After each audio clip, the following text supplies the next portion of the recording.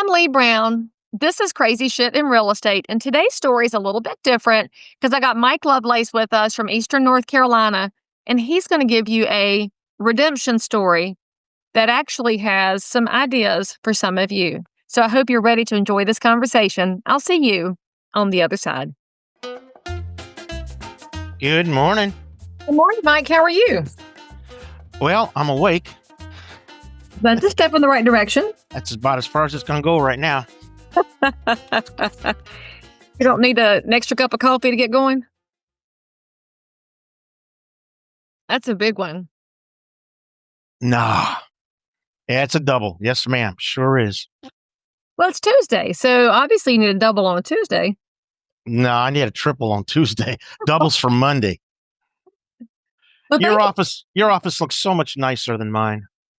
Well, that's because all the mess is on this side. You can't see that with the camera. I keep it clean behind me. Yeah.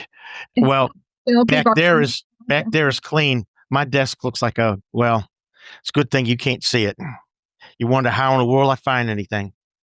Well, if you're like my dad, he kept his desk messy so that only he knew where things were. That's exactly right.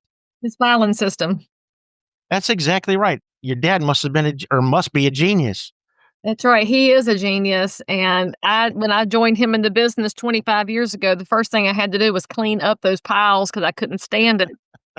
And I'd find a lead over here and a phone number there. And he'd say, "Oh, yeah, I wonder where that phone number went. What the hell? It's in this pile." I know where mine are at. Does your dad, or did he still keep cards for everybody? Oh, I mean, I keep cards. I love cards. Yeah, me too. I have stacks and stacks. I hope they never go away because I really judge people based on their cards. I'll have a hard time judging with the electronic stuff. I just dropped a good one too. Let's see. Oh, that was not even a card. That's these little happy notes people stick in their business cards. It says, "I can no other answer make but thanks and thanks. William Shakespeare." See, that's a good way to start a Tuesday. Very good. Very good. Tell my audience where you're located. Tell them how long you've been in and around real estate. Give them the little picture of who Mike is. A 30-second elevator. Okay. Or even 40 because we're in real estate, so you can go long. Let's see. This time, I'm in for 6 years. Previous to this, I was licensed for 10 years in the state of New Jersey.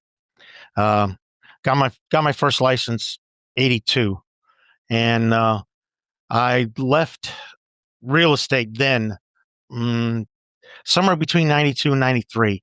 I don't have that down exactly. And New Jersey's so great with the records. I tried to find out, and they said, "Well, that's so long ago. We don't keep records that far back." I'm like, "What? Really? That's 20 years."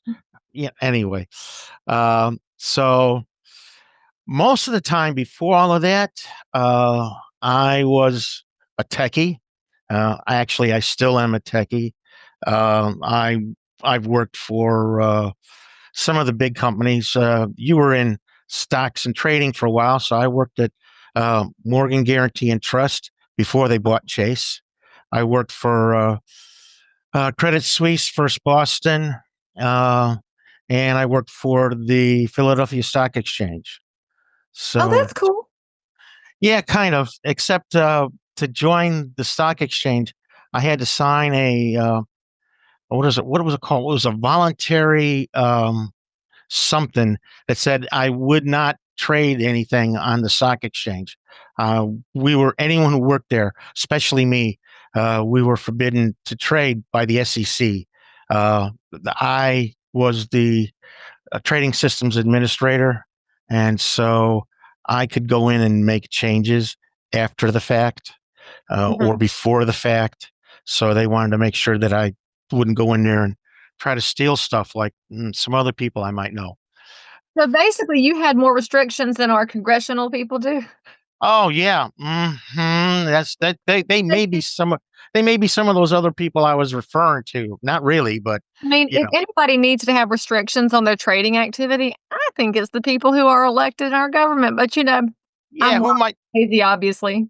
Nothing like having insider trading secrets. They would never use it though. They're so so benevolent, and they're Oh just yeah, so thoughtful leaders. especially most of our Democrats. I mean, we won't name names, but I do love following the Nancy Pelosi stock tracker on Twitter because you can make a really great return just by following her trades. I mean, it's public information. Yes, you can. You can do just fine. Of course, I don't have the kind of money to put down that she does. Well, but you have to start somewhere, you see. You have to start by getting elected and then do whatever you want, which is how they wind up with big accounts. And by the way, it is both sides of the aisle. And if you're the person who's watching this and you're thinking we're just being facetious, go to Twitter or X and follow the account Unusual Whales, which will show you all of those elected officials and how their numbers lay out. And you'll see a great amount of blue and red, and you'll be appalled. So after you pause and go look at that, you can come back over here and talk to me and Mike some more. So is that what you did in your in between time between 92 or 3 and 2004 or 5? Actually, it was before then and after that. After 92, I started to semi retire. Uh, we were still living in New Jersey at the time, and my wife was still working in Philly. We lived down south in the south part of New Jersey. So, but then our family began to coalesce here in North Carolina. Our two sons moved here. Our youngest daughter moved to follow them. And then the oldest daughter and her husband, they were living in Georgia at the time. And they said he was going to go talk to some people here in North Carolina. So to us, it looked like we were going to get the family together in North Carolina. So we moved down here.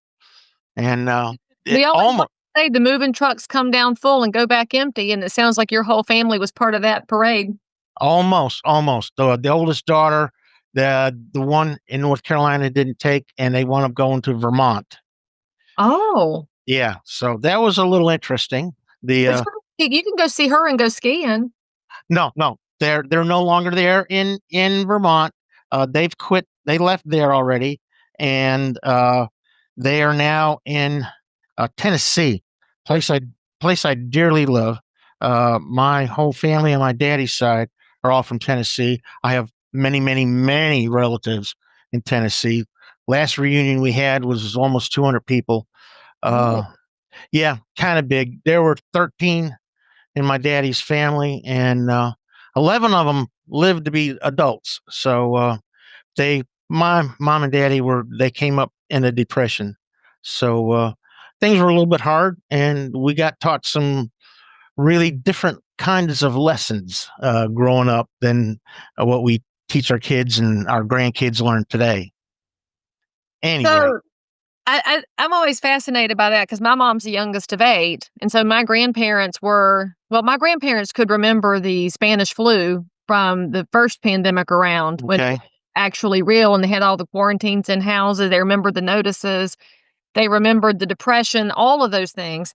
And when you look at the span of that many kids, just like in your family, it's kind of wild how many different life things happen in one family reunion and what can be talked about. So for my listeners that are younger, so we'll just say the millennials and the Gen Zs, what to you was striking about the depression era activities and habits of your grandparents? What do you remember them doing that stuck out to you? Uh, let's see. Don't waste water. I mean, even though it's coming out of the faucet, you don't waste water because you don't know when you're gonna always have good drinking water. Turn the lights off all the time. If you're not in that room, that light doesn't need to be on. Uh, And let's now see. hang on a minute, wait a minute. You had Tennessee family. Was it turn the lights off or cut the lights off? Because in my family in North Carolina, it's cut the lights off. My husband and I argue about this all the time because he says turn them and I say cut them. What do you say? We say both. Oh, no, Mike. Y'all are very confused. I'm sorry, we are because Daddy couldn't find work in Tennessee, and so he moved the family up to Chicago. So I grew up outside of Chicago. So So you're a I'm little bit I'm everywhere. I'm really mixed up. Well, when I was in the service, when I got married, we moved to California, lived there for a few years. From California, we moved back to Chicago, and then from Chicago, we moved to New Jersey. I actually have spent the greatest part of my life in New Jersey, Would you call it the greatest or the the biggest? longest. I'm just kidding, New Jersey people, but not really, but I'm just gotta play because you all come here, all the Morristown people come to Charlotte. That's the town that has a direct pipeline to Charlotte, which is interesting. Yes. Yeah, yeah. When I was in New Jersey, I was working for a company that created and sold pre-CAD CAM equipment to a lot of manufacturing companies. And so I got to go out and install this stuff and fix it when it broke. And I saw things that you had to have clearance to get into, and you were searched and x-rayed to make sure you got in and make sure when you came out. I knew where things were being built that most people didn't even know were being built there. So, and then later on, I worked for Lockheed Martin in New Jersey as well. And I had to sign a long year, many year NDA with them, which I think is just now expired. 2025. Yeah, it expires this year. So, are you gonna expose some secrets soon now that your NDA is expiring? You're gonna release it right along with the Kennedy files when those. Yeah, right. Stuff I wasn't supposed to talk about, somebody's already been talking about it, and they don't care about the NDAs, so it's no Mhm. big deal. I'm just not going to do it because I'm that kind of person. I say I'm going to do something, I do it. Well, a man's word used to be his bond, and I don't believe that that's a trait that's been handed down from generation to generation anymore, to be honest. I know, and there aren't as many people who adhere to what do I want? Um, being being upstanding and whatnot, that try to look out for other people, which is what I still try to do, even though it may cost me something. Well, real estate actually gives us the perfect profession for doing that, and the people who are successful in this business have a very clear focus on getting the people they serve what they want, so they're looking out for somebody else's best interest.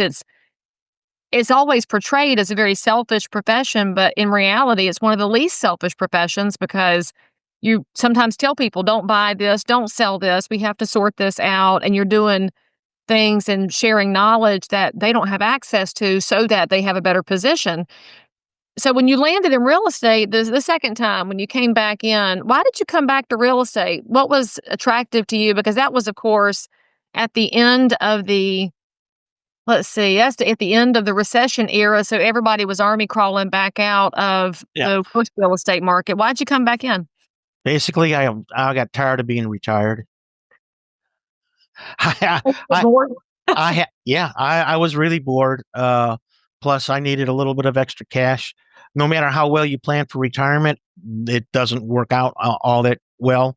We got our retirement accounts got hit twice, so we retired with much less than even half of what we thought we were going to have, or what we even at once had. The biggest hit came 9/11. We Mhm. lost more than half 9/11. Anyway, that's really not why I'm here. Uh, we started to get on that track of why I'm here and what I wanted to tell you about, Well, and tell it's me what you wanna talk about. well, and it's really something that you said that in real estate, realtors really we have, or at least we should have, some type of a duty to the people that we serve, and we really should be trying to serve them, not ourselves. So when I got back into real estate, it was 2019, and it was maybe had my license for 2 months, and an elder from our church came to me and he said, "Michael, did you just get your real estate license?" I said, "Yes, sir, sure did." He goes, "Well, there's this one area, just the other side of where we live. I walk the daughter's dog over there, and there's this house. It's just sitting there. It looks terrible. Weeds and everything grown up around it. The roof's caved in, and it just looks sad. You ought to go over there and take a look at it and see what you can do about it." I'm like, "Okay." I went over there, and of course I looked at it and knew exactly what I had to do. No, no, no one could know that. So I did some investigating. I went and saw a woman across the street go into her house. So I figured she's probably home. I went up I started talking to her, and she said that the house had been abandoned 15 years ago. Oh. And she and a few other neighbors had tried to get something done. They wrote letters to the county commissioners and everything else.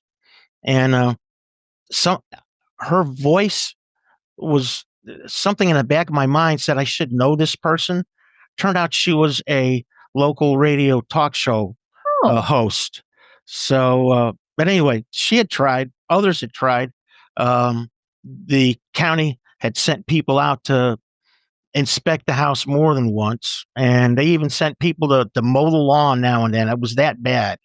Mhm. So I started looking into it, and I found out the story behind it, which is kind of interesting. The couple who lived there, the husband was an attorney in town, and his wife worked at the hospital.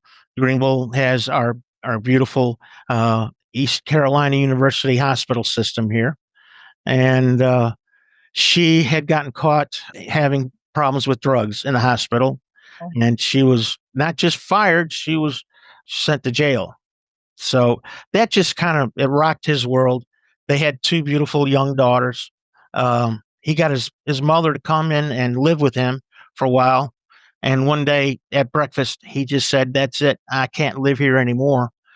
Grabbed the kids and his mother and left. As a matter of fact, left dishes on the table, left dishes in the sink, left the vacuum cleaner in the study up front, and just, I mean, really just up and left.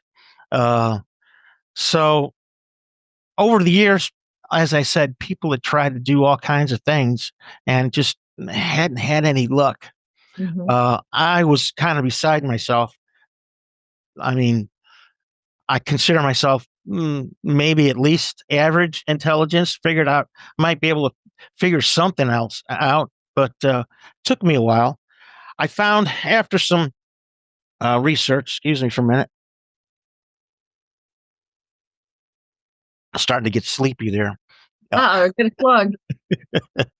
um, I was on a trip in Tennessee, as I said before, a place I'd dearly love to go, and I had an afternoon of nothing to do, so I just got on the laptop and just started going all over the place, following rabbit holes. Mhm. And I found that some things had been done to other places by passing around. Oh yeah, now I forgot what it's called. A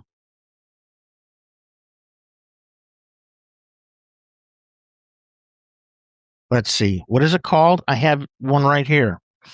It's called a petition. Okay, so um, Do you have a petition laying on your desk? You might be the only person I've ever met that has a petition laying around. That's next level prepared, Mike, I just gotta say. and this is the The obviously, in big print too for our age group. So if you're in real estate and you're listening to this podcast or watching it and thinking, man, I need some more Leigh Brown answers in my life. Well, guess what, friends? I have a new program that is launching right now called Answers.Real Estate, where I will give you every bit of insight I have to help you grow your real estate business, help you better respond to consumers, to provide a more excellent real estate experience so that the next time you land on crazy shit in real estate, you'll have a better solution to whatever you ran into. Answers.Real Estate. There are monthly plans available. You will love it. Get your coaching. Sign up with me today. I probably should have consulted an attorney, but I didn't. I read everybody else's online and I put mine together. And then I used real estate tools and got a map and addresses and names of owners of all the properties in that subdivision. And then I copied off the petition itself, and I created a signature list and page, and I went house to house. I talked to everybody in that subdivision, even the people who weren't living there anymore. I found them and I talked to them. I got everybody. Well, I didn't get everybody to sign. I got about 98% of them to sign, though. Wow. most of them said, we've had this happen before. People have come around and tried to do that. And then they cited the woman who lived across the street who actually did try to do that before. But I guess her schedule was fuller than mine and she didn't get to everybody. They said, if you do it, it'll be a miracle if you get anything done at all. So I did, again, even though I had all these signatures and everything and talked to everybody, found out that the county commissioners would not accept anything unless it was notarized. And I'm like, what? Well, how in the world am I going to notarize this? I mean, I didn't carry a notary in my back pocket to notarize everybody's signature.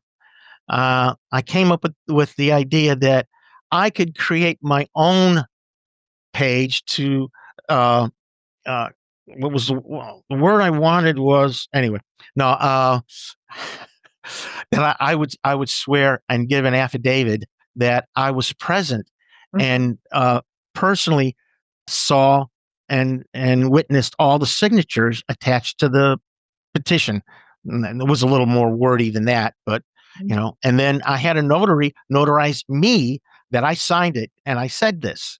So I waited and found out when the county commissioner board of commissioners was meeting, and I got my name put on the docket so that evening when they got to calling people from the floor, they came to me and they were not prepared. Well, there were two of them on the board who were prepared. The attorney for the commissioners and the engineer for the county. They both Not fair. no, not the rest of them. Nope. Way to go, Pitt County. Way to show up. Yeah. Well, that's okay. That's not just it. I had big packages for everybody. Everybody got a package that had the original petition, had the map showing all the houses and the list of all the signatures and my notarized affidavit. And it took me, I didn't go through it all. I just said, this is what I'm presenting. The crux of this is about this one property, and we would like to have something done. The people that signed this petition really want to see their neighborhood fixed. Yes. All right. And I was going along the idea that, it was unsafe. Homeless people had been in and out of there constantly, and teenage kids did what teenage kids do, when they find a place they can hang out in. So I was fortunate that at that very meeting, there happened to be a guy from Channel 12 there, and he caught me on the way out. He said, "Hey, this sounds like an interesting story. Do you mind if we meet tomorrow and over at this property and I ask you some questions and put you on tape?" And I said, "No, that's fine." So I went there. He asked me the questions. I told him, I said, nothing terrible has happened yet, but this is an accident waiting to happen. When somebody gets hurt really bad, who's going to take care of it? Where are they going to go? So he put that on and things started to happen, because once it got out on the news and the public got wind of it, the commissioner said, maybe we ought to do something. So again, we had the inspectors from the code enforcement office for the county. They came out, they did another inspection, and then they held a meeting, and they got the owner of this house to that meeting. He was still in town. I'll say I didn't know this at the time, but he had lost his license. He was disbarred because of, I'm sure, it was very traumatizing to him what had happened, and his family too. But in the years following that, he had remarried, and he was working as a paralegal for a family law group in town. But he was there, and the attorney for the county was there, as well as the engineer and the inspection people. And they said, well, this is not we're not going to argue this.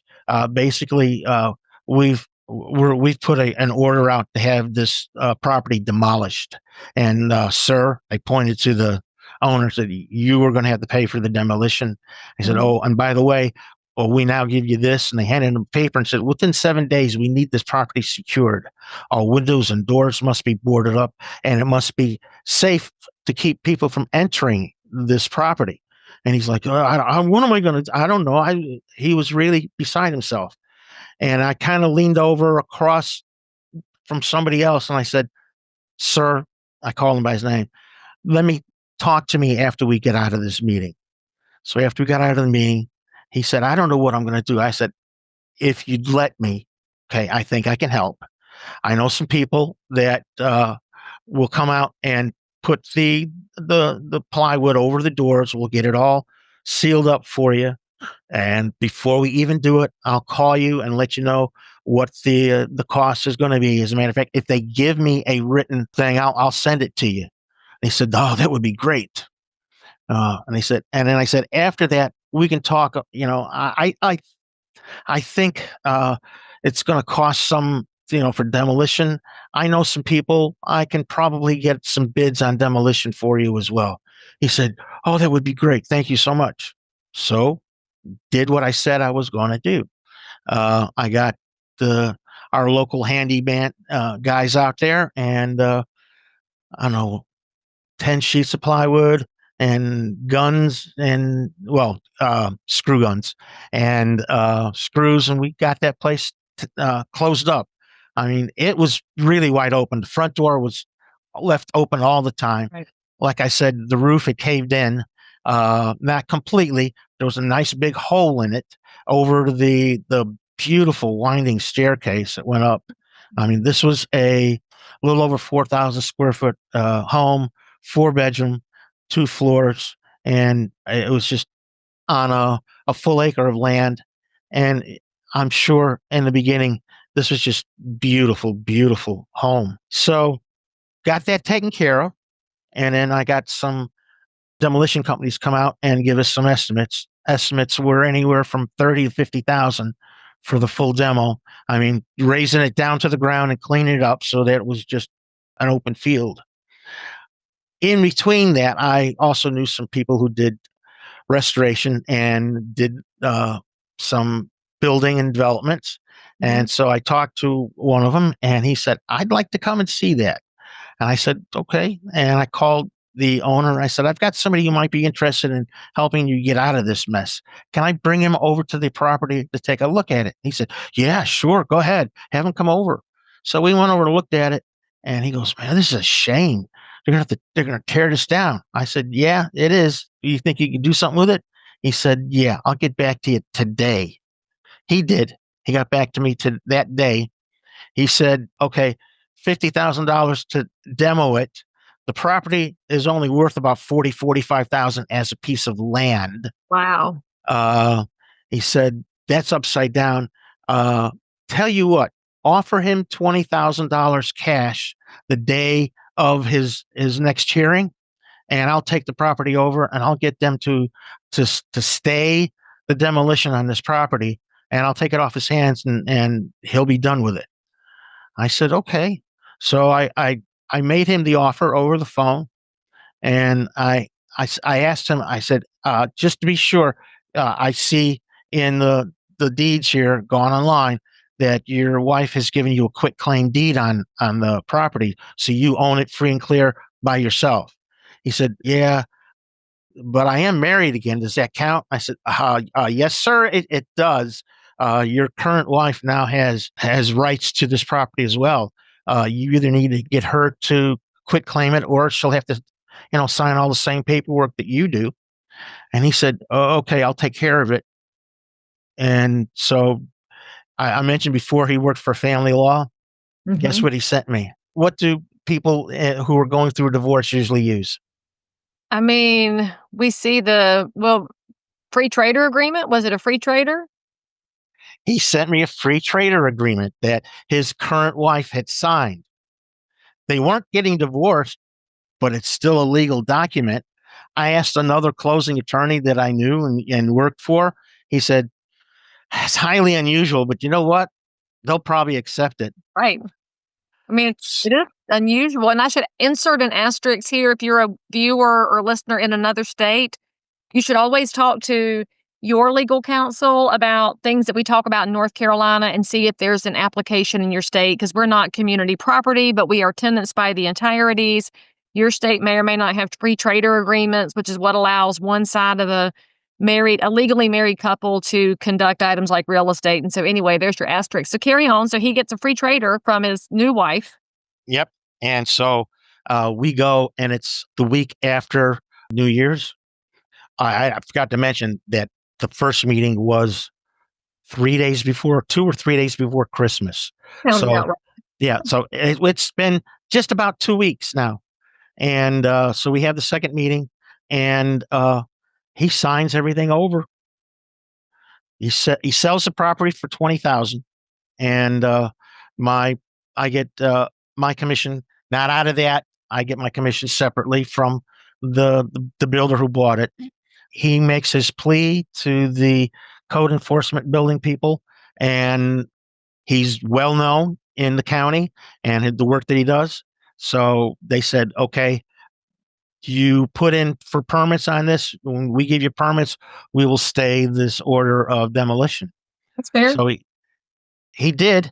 And there were a few people in the neighborhood. I'm not going to say how many, but they were a very small number who were mad at me because they wanted to see that house torn down. They were so mad. They wanted to see that thing turned into just a field. Seriously. Well, that didn't happen. So they were mad about that. Sorry, things happen. He came in and he brought in, now this is now 2020. And then, that's when good old COVID struck. So we had all kinds of fun with that. He spent 6 months on that house. He wound up just about practically gutting it, put brand new floors in, walls, ceilings, everything, redid a lot of the framing and supports, took out the entire septic system, put in a brand new septic system, put in the new ductwork for the HVAC, new everything outside. He spent about $200,000. He spent staircase, right? Oh yeah. Okay, just checking. He was able to. I couldn't believe it either. He said that it was a beautiful staircase. It still is now. Well, I have a picture in my mind of the staircase, so I was getting a little attached to it. So I'm glad it got saved. It went in and then went up and around and then went to a landing, and it was one of these things you could take just beautiful pictures. I mean, I can imagine seeing a daughter, coming down in her wedding dress, for her wedding day. Just, that hits me because we got 2 daughters. Anyway, yeah, saved that and wound up probably all told about 250 in, sold it for 350. And everybody wins. Almost. Now, here's the people that didn't win. The grumpy neighbors, they won. They got a better comp in their neighborhood. Yeah, after the fact.